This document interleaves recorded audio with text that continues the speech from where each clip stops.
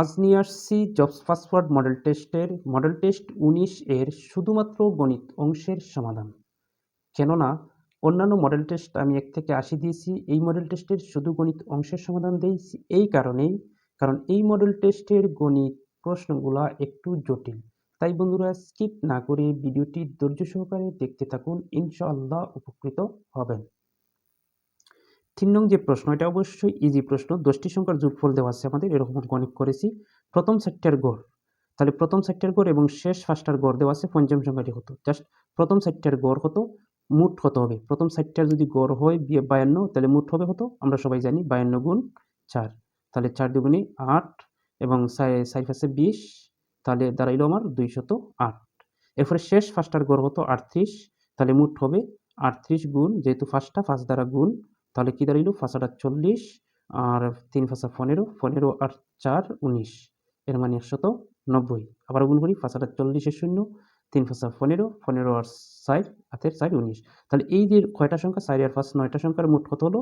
8 9 3 398।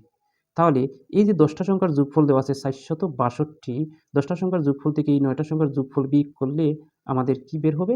পঞ্চম সংখ্যাটা বা বাকি সংখ্যাটা বের হয়ে যাবে। বাস শেষ। 12 থেকে 8 চলে গেলে 4, এরপর 5 রইল, 5 থেকে 9 যায় না, তাহলে 15, 15 থেকে 9 চলে গেলে থাকে কত? 6। এর মানে উত্তরটা আমার বের হয়েছে 64। দেখেন উত্তরটা হবে 64। এরপরে যে 7 নম্বর প্রশ্ন, এগুলো খুব সহজ, এগুলো অনেকবার অনেক জায়গায় করিয়েছি। যেমন 60 এর 150% কত? তাহলে 150% থাকলেই অত এর অত 50%, মানে পার্সেন্টটা তোলার জন্য 100 দ্বারা ভাগ, বাস শেষ। এত এর এত পার্সেন্ট, এই যে পার্সেন্ট তুলছি 100 দ্বারা ভাগ, বাস কাটা, এটা কাটা, এটা কাটা। তাহলে 6 পনেরো কত? 5 6 30, মানে 6 পনেরো কত? 5 6 30, 6 একে 6, 6 আর 3 9, মানে উত্তর 90। এর মানে এটার সংখ্যাটা হবে 90। এরপরে যেটা 11 নম্বর প্রশ্ন, একটি বর্গক্ষেত্রের এক বাহুর দৈর্ঘ্য y, এক বাহুর দৈর্ঘ্য a বাই y, এর কর্ণের দৈর্ঘ্য কত? আমরা জানি যে একটা বর্গক্ষেত্র, এই যে বর্গক্ষেত্র যদি প্রত্যেকটা বাহু y হয় অথবা a হয়, তাহলে ডাইরেক্ট আমরা সূত্রটা জানি, বর্গের কর্ণের দৈর্ঘ্যের সূত্রটা কি? 2 রুট y থাকুক a থাকুক যাই থাকবে তা, y থাকলে y 2 রুট y। তাহলে আমরা উত্তরের সূত্র আমরা জানি, কিন্তু সূত্রটা কিভাবে আসলো? এই যে একটা বর্গের একটা কর্ণ আছে, কর্ণগুলো সব সমান আমরা জানি। তাহলে প্রত্যেকটা বাহুর দৈর্ঘ্য হচ্ছে y। তাহলে মনে করেন আমি একটা সমকোণী ত্রিভুজ ধরলাম, এটাকে এটা একটা সমকোণী ত্রিভুজ, তার বিপরীত বাহুকে অতিভুজ বলা হয়। তাহলে অপর যে দুই বাহু, দুইটা বাহুর মান y এবং y, তাহলে অতিভুজের মান কত? পিথাগোরাস উপপাদ্য জানি, অতিভুজ স্কয়ার, আমি সংক্ষেপে লিখছি অতিভুজ স্কয়ার সমান ভূমি স্কয়ার প্লাস কত? লম্ব স্কয়ার, এটা সংক্ষেপে লিখে দিলাম। তাহলে এই যে অতিভুজের মানটা আমি কর্ণ, তাহলে আমরা ভূমি কত পেয়ে গেলাম? ভূমি পেলাম y উপর স্কয়ার প্লাস লম্ব পেলাম y উপর স্কয়ার, তাহলে কি দাঁড়াইলো? y square square 2y square, তা অতিভুজের স্কয়ারের মান বের হইল। তাহলে এই স্কয়ারটা তুলতে গেলে আমরা যদি অতিভুজের মান দরকার শুধু, তাহলে স্কয়ার তুলতে গেলে উভয়কে বর্গমূল এটা কাটলাম, তাহলে শুধুমাত্র অতিভুজ রইল। অতিভুজ সমান আর √2 আর বর্গের স্কয়ারে কাটা, সুতরাং খালি y, খালি শুধুমাত্র কি √2 আর স্কয়ারে বর্গে কাটা √2y। তাহলে কোথায় √2y? তাহলে আমি আগে ভুল বলছি, সেটা উত্তর হবে √2y একক। ওকে, আশা করি বুঝতে পেরেছেন। এরপর যে 15 নম্বর প্রশ্ন, নৌকা ও স্রোতের বেগ ঘন্টায় যথাক্রমে 10 ও 5 কিলোমিটার, নদীপথে 45 কিলোমিটার দীর্ঘপথ একবার অতিক্রম করে আবার ফিরে আসতে কত ঘন্টা সময় লাগবে? বোঝার চেষ্টা করবেন। এই যে মনে করেন দূরত্বটা এতটুকু, যার দাম হচ্ছে 45, এখান থেকে এখানে দূরত্ব 45। প্রথম যখন যায় সেটা হচ্ছে প্রতিকূলে যায়, আবার ফিরে আসার জন্য, প্রথম যখন যায় অনুকূলে, আবার ফিরে আসার জন্য প্রতিকূলে, দুইবার দুইটা বেগ। তাহলে আমরা কিভাবে, একবার ধরবো অনুকূলে, মনে করি একবার প্রথম যে যাইলো তা আমি অনুকূলে ধরলাম, অনুকূলের গতিবেগটা কিভাবে নির্ণয় করবো? দূরত্ব ভাগ এই যে নৌকার বেগ, অনুকূলে যখন যাবে নৌকার বেগ এবং স্রোতের বেগ দুইটাই কাজে লাগবে, যার কারণে দুইটাকে যোগ করবো। যোগ 10 আর 5 যোগ করলে কত? 15, 15 দিয়ে ভাগ করলে 3 5 15, মানে 3 ঘন্টা। এটা যাওয়ার সময় নৌকার বেগ এবং স্রোতের বেগ দুইটাই কাজে লাগছে, যার কারণে আমার 3 ঘন্টা সময় লাগছে। আবার এখান থেকে এবার আসতে হবে আবার 45 কিলোমিটার। আসার সময় যেটা বেগ বের করবো, কিভাবে? আসার সময় তো আমাদের স্রোতের বেগ কাজ করবে না। কোন বেগটা কাজ করবে? এই যে নৌকার বেগ থেকে স্রোতের বেগ বিয়োগ করতে হবে। বিয়োগ করলে যা থাকবে সেই বেগটা কাজ করবে। তাহলে 10 থেকে 5 বিয়োগ করলে কত? এই যে 10 থেকে 5 বিয়োগ করলে 5 দিয়ে এটা ভাগ করলে 5 নং 45। তাহলে যাওয়ার সময় লাগে 3 ঘন্টা, আসার সময় লাগবে 9 ঘন্টা। 9 আর 3 মোট কত ঘন্টা লাগলো? 9 আর 3 12 ঘন্টা। এর মানে এটার উত্তর হচ্ছে 12 ঘন্টা। 19 নং যে প্রশ্নটা, এটা আসলে অনেক ট্রাই করেছি, অপশন ধরে, উত্তর ধরে সব কিছু করেছি, বাট এটার কোনো হদিস এখন আমি খুঁজে পাইনি। সুতরাং এই প্রশ্নটা এখনও অসম্পূর্ণ রয়েই গেল। তাহলে একটা অঙ্ক দেখেন, কোন পরীক্ষায় একজন ছাত্র n সংখ্যক প্রশ্নের 20টি হতে 15টির শুদ্ধ উত্তর দেয় এবং বাকি প্রশ্নের 1/3 শুদ্ধ উত্তর দিতে পারে। এভাবে সে যদি 50% উত্তর শুদ্ধ দেয় তবে n এর মানটা কত? খুব ইজি। আমরা দেখবেন, আমি দেখে নিই আগে শুদ্ধ উত্তর কতটা দিয়েছি। শুদ্ধ উত্তর দিয়েছি, প্রথম যে যতটা প্রশ্নই ছিল না কেন তার মধ্যে 15টা দাগ দিয়ে দিয়েছি। 15টার মধ্যে শুদ্ধ উত্তর হয়েছে মাত্র 15টা। তাহলে আমার শুদ্ধ উত্তর হয়েছে 15টা। আর কতটা শুদ্ধ উত্তর হয়েছে? এবং বাকি প্রশ্ন কোনগুলো? এই যে n সংখ্যক প্রশ্ন ছিল, n সংখ্যক থেকে যেহেতু 20টা সে দাগ দিয়ে দিয়েছে, 20টা বাদ দিলে বাকি অংশ থাকবে। তাহলে n থেকে আমি 20টা কি করলাম? বিয়োগ করলাম। বিয়োগ করলে যে বাকি প্রশ্নগুলো থাকে, বাকি প্রশ্নের কয় তৃতীয়াংশ? 1/3 শুদ্ধ। তাহলে এই যে বাকি অংশ, এটার 1/3, 1/3 অংশ কি হয়েছে? শুদ্ধ হয়েছে। তাহলে আমার মোট প্রশ্ন শুদ্ধ হইল কত? প্রথম তো 20টা দাগিয়েছিল, তার মধ্যে 15টা শুদ্ধ হয়েছে। আরও শুদ্ধ হয়েছে কত? যে বাকি প্রশ্ন, তাহলে 20টা দেওয়ার পরে এটার থেকে এটা বিয়োগ করলে, মোট প্রশ্ন থেকে 20টা বিয়োগ করলে বাকি অংশ, বাকি 1/3 শুদ্ধ হয়েছিল। তাহলে এত ইন্টু n-20 ইন্টু 1/3 এত অংশ সমান আমাদের কত? সে সর্বমোট যতটাই শুদ্ধ করছে সে কত পার্সেন্ট হয়েছে? 50%। যে মোট যে প্রশ্ন ছিল তার 50% হয়েছে। মানে মোট প্রশ্নকে যদি আমরা n-কে আমরা 2 দ্বারা ভাগ করি তাহলে তো 50% বের হয়ে যায়। এই হচ্ছে আমাদের সমীকরণটা। এখান থেকে আমরা n এর মানটা নিয়ে আসতে পারলেই উত্তর শেষ। তাহলে দেখেন 15 প্লাস এটা গুণ যদি করি n/3 মাইনাস 20/3 ইকুয়াল কত? n/2। তাহলে আমরা লসাগু নিলাম। 1 3 3 এর লসাগু হচ্ছে 3, 3 এর মধ্যে 3 বার 45 প্লাস 3 3 এর মধ্যে n মাইনাস 3 3 এর মধ্যে একবার 20 একে 20 n-2। বা আমরা যেটা করতে হবে সেটা হচ্ছে 45 থেকে -20 চলে গেলে 25 প্লাস n ভাগের কত? 3 n-2। এরপরে কি? অঙ্কটা আমি স্কিপ করছি কারণ এই ব্যতিক্রম 2টা অঙ্ক নিয়ে আলাদা একটা ভিডিও আমি তৈরি করেছি, যার কারণে স্কিপ করে যাচ্ছি খুব দ্রুত। মানে আর গুণন যদি করি তাহলে 3n ইন্টু এটা 50 আর প্লাস 2n। তাহলে কি দাঁড়াইলো? 3n এই পক্ষান্তর করলে -2n ইকুয়াল কত? 50। 3n থেকে 2n চলে গেলে শুধুমাত্র n থাকে, n ইকুয়াল কত? 50। এর মানে n এর মান কত পেয়ে গেলাম? 50। এর মানে আমাদের যে উত্তরটা সেটা হচ্ছে কত? 50। ওকে, আশা করি বুঝতে পেরেছেন। 27 নং যে প্রশ্নটা, আসলে এই ধরনের প্রশ্ন হ্রাস বৃদ্ধি বা দুটোটাই হ্রাস পাক, বৃত্তের হোক বর্গের হোক যাই হোক, এরকম হ্রাস বৃদ্ধি ঘটলে এরকম টপিক ভিত্তিক শর্টকাট টেকনিক এরকম ক্লাস আমি অলরেডি নিয়ে নিছি। আপনার প্লেলিস্টে গিয়ে যখন বিভিন্ন প্রতিযোগিতামূলক পরীক্ষার শর্টকাট টেকনিক এই জায়গার মধ্যে আমাদের এই নিয়মগুলোর ভিডিও পেয়ে যাবেন। সেখান থেকে আপনার টপিক ভিত্তিক আলোচনাগুলো পেয়ে যাবেন। চাইলে দেখে আসতে পারেন, দেখবেন। যেমন 27 একটা বৃত্তের ব্যাস 20% বাড়ানো হলে এর ক্ষেত্রফল শতকরা কত বৃদ্ধি পাবে? এই যে বৃত্ত থাকুক, বর্গ থাকুক, যাই থাকুক, আয়তক্ষেত্র থাকুক, যাই থাকুক, আমরা একটা সূত্র প্রয়োগ করি, সেটা হচ্ছে এত ভাগ কত? 100। এটা মানে আমরা যদি আয়তাকার থাকতো তার দৈর্ঘ্য প্রস্থ ধরতাম, দৈর্ঘ্য প্রস্থ হ্রাস পেলে প্লাস, বৃদ্ধি পেলে প্লাস, হ্রাস পেলে মাইনাস। তাহলে যেহেতু এটা বৃত্ত, বৃত্তের ক্ষেত্রে দুটোটাই সমান।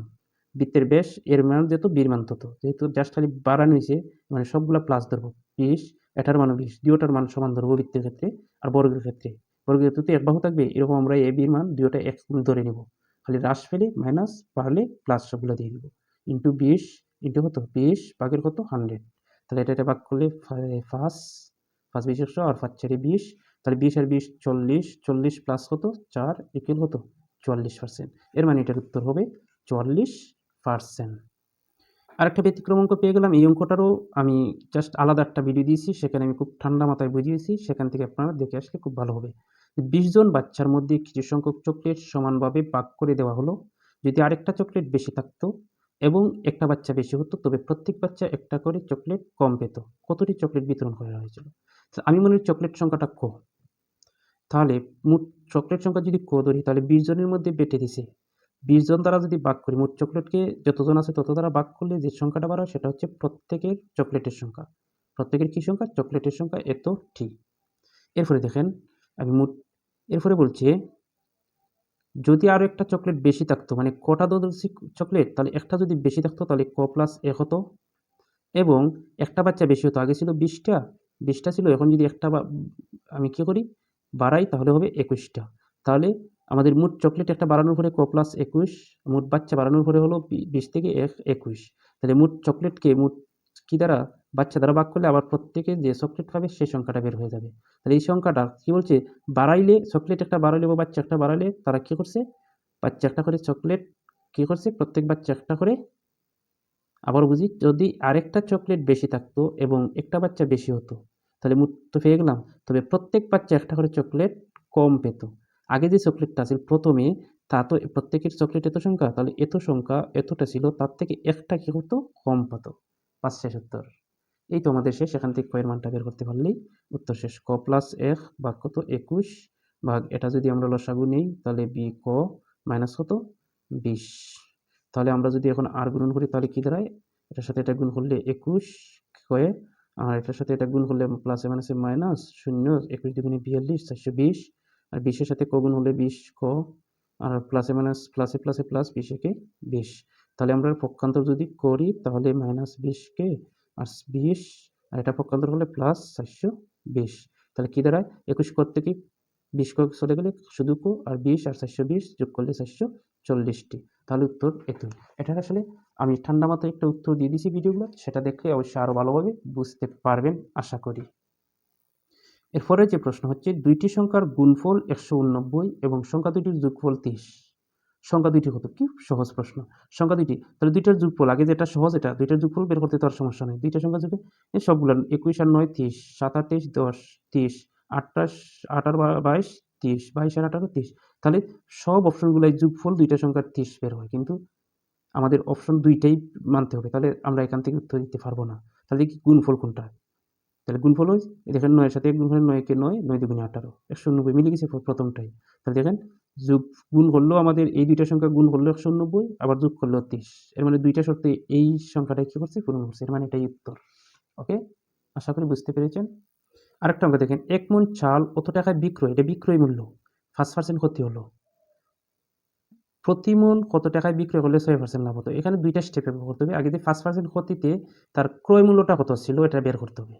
তাহলে 5% ক্ষতিতে আমরা জানি 5% ক্ষতিতে বিক্রয় মূল্য সবাই জানি, ক্ষতিতে বিক্রয় মূল্য মানে বিয়োগ, 100 থেকে 5 বিয়োগ মানে কত 95। তাহলে এটা হচ্ছে বিক্রয় মূল্য 95 আর ক্রয় মূল্য সবসময় কত 100। তাহলে আমরা সাজাতে হবে, আমরা যদি বিক্রয় মূল্য দেওয়া আছে ক্রয় মূল্য আমরা বের করতে হবে, তাহলে আমরা লিখতে হবে বিক্রয় মূল্য 95 টাকা হলে ক্রয় মূল্য কত টাকা 100 টাকা। 1 টাকা হলে তাহলে 100 ভাগের 95, তাহলে কত টাকা বিক্রয় মূল্য কত টাকা দেওয়া আছে 2375। 2375 টাকা হলে ক্রয় মূল্য হবে 100 গুণ কত 2375 ভাগ 95। তাহলে এই যে এটা ভাগ করলে হয় 25, 25 সাথে 100 গুণ করলে হয় 2500 টাকা। এটা আমাদের ক্রয় মূল্য। তো ক্রয় মূল্য পেয়ে গেছি, তাহলে আমাদের লাভ করতে হবে কত পার্সেন্ট 6%।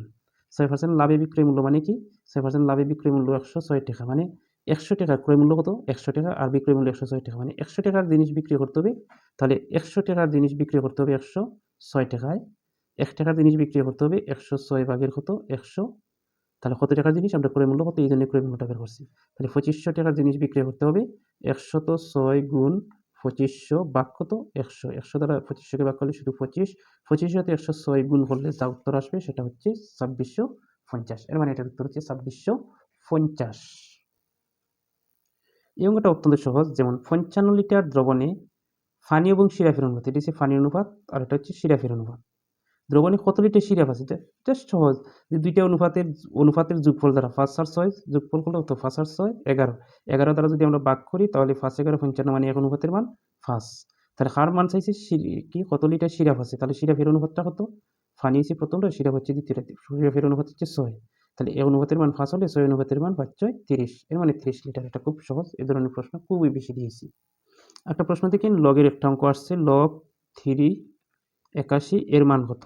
আমরা জানি এই ধরনের লগের অঙ্ক আসলে যে আমাদের এটা বেসকে কোনোদিন পরিবর্তন করা যাবে না, বেস যা আছে তা, জাস্ট উপরের সংখ্যাটাকে বেস যত আছে তত বানাতে হবে।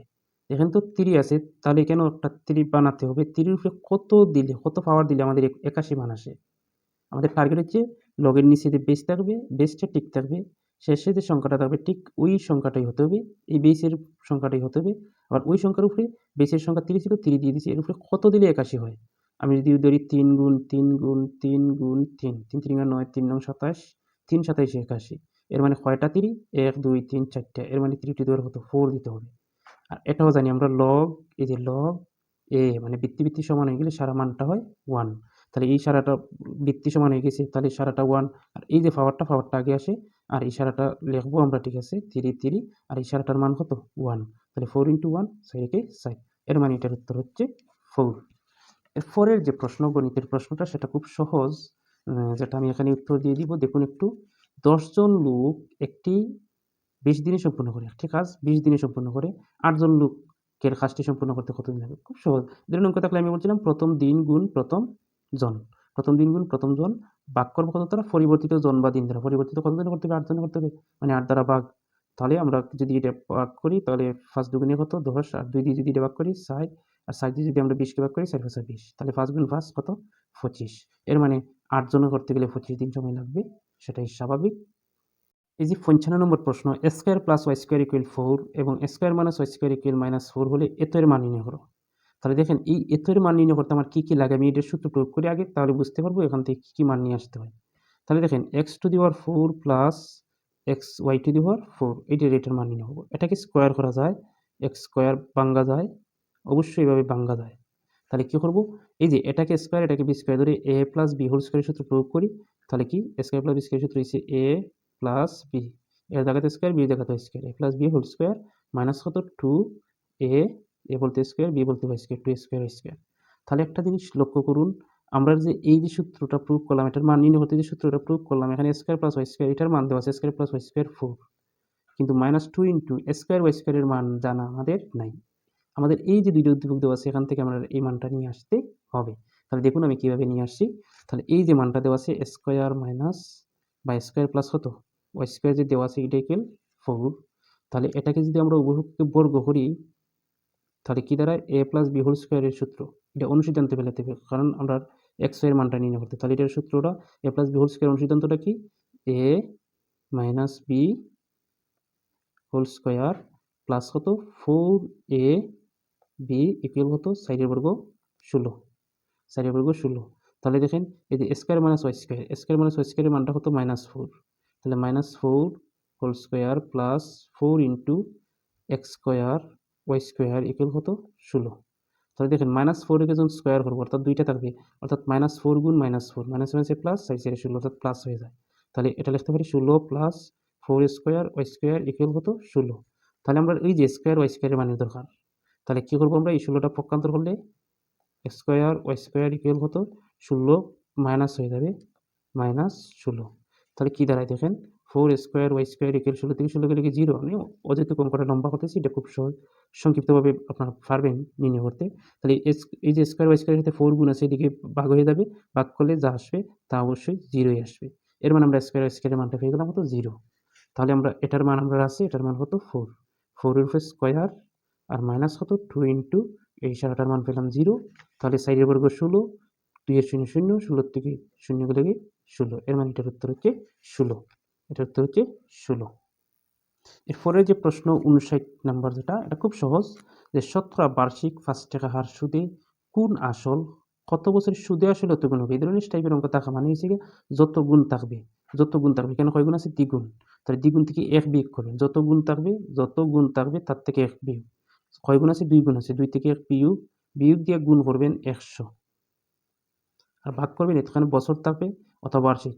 এখানে যদি বার্ষিক মুনাফার হার থাকে তাহলে উত্তর আসবে বছর, আর এখানে আবার বছর থাকলে মুনাফার হার বের হয়। দুটোটাই বের করা যায়, দেখা জাস্ট কত গুণ থাকলে তত গুণ থেকে 1 বিয়োগ গুণ 100 ভাগ হয়েছে গিয়ে মুনাফার হার বা বছর। এটা ভাগ করলে থাকে কত? 5 20 100 আর 2 থেকে 1 চলে গেলে 1, 1 এর সাথে 20 গুণ হলে 20, এর মানে এটার উত্তর হবে 20 বছর।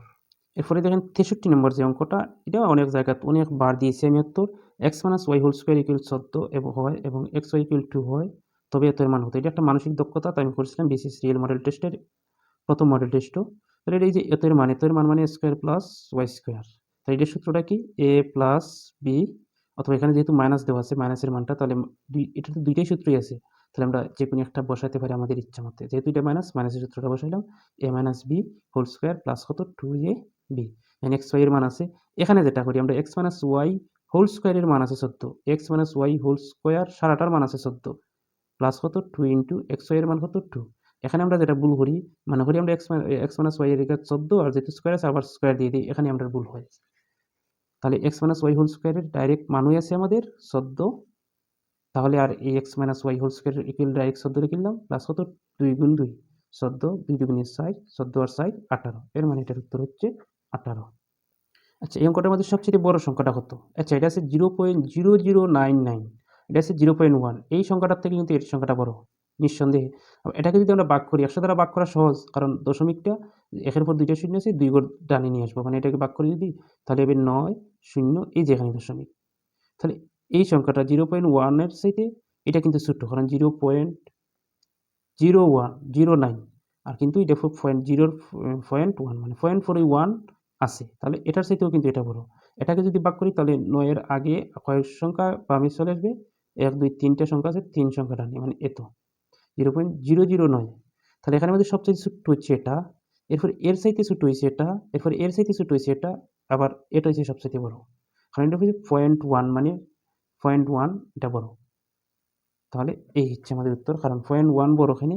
এটা হচ্ছে 9/100 ভাগ, এটা 0 পয়েন্টের পরে 0-র পরে যেটা আসে, মানে পয়েন্টের পরে 0.1, মানে এই 1টা হচ্ছে 100 ভাগের 1 ভাগ, আর এই 1টা হচ্ছে 0.1, মানে হচ্ছে 0.1 হচ্ছে 1 ভাগের 10 ভাগের 1 ভাগ। তাহলে এই সংখ্যাটাই কিন্তু সবচাইতে বড়।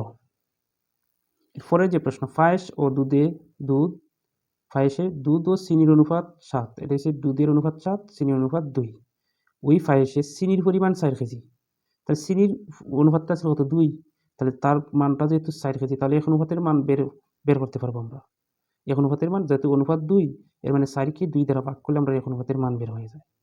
তাহলে দুধের পরিমাণটা কত, তাহলে দুধ কত, এক অনুপাতের মান 2, 7 অনুপাতের মান 7 দুগুণে 14, এর মানে এটার উত্তর হচ্ছে 14 কেজি।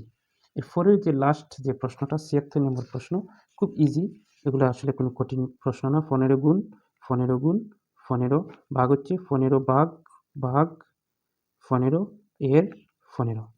আচ্ছা, এই 15কে 15 দ্বারা ভাগ করলে আমরা যে আগে যদি উপরে দিয়ে যা আছে তা, কারণ গুণ করবো না, গুণফল আনার কোনো প্রয়োজন পড়ে না আমাদের। 15কে 15 দ্বারা ভাগ করলে 1, 1 এর 15 মানে নিচে দিই 15, আর 15কে 15 দ্বারা একটা 15 ভাগ যায় কি, তাকে 15 গুণ 15, 15 গুণ 15 এর উত্তর হচ্ছে 225। তাহলে এই আমাদের উত্তর 225। তাহলে বন্ধুরা আজ এ পর্যন্তই। ভিডিওটি ধৈর্য সহকারে দেখার জন্য অসংখ্য ধন্যবাদ।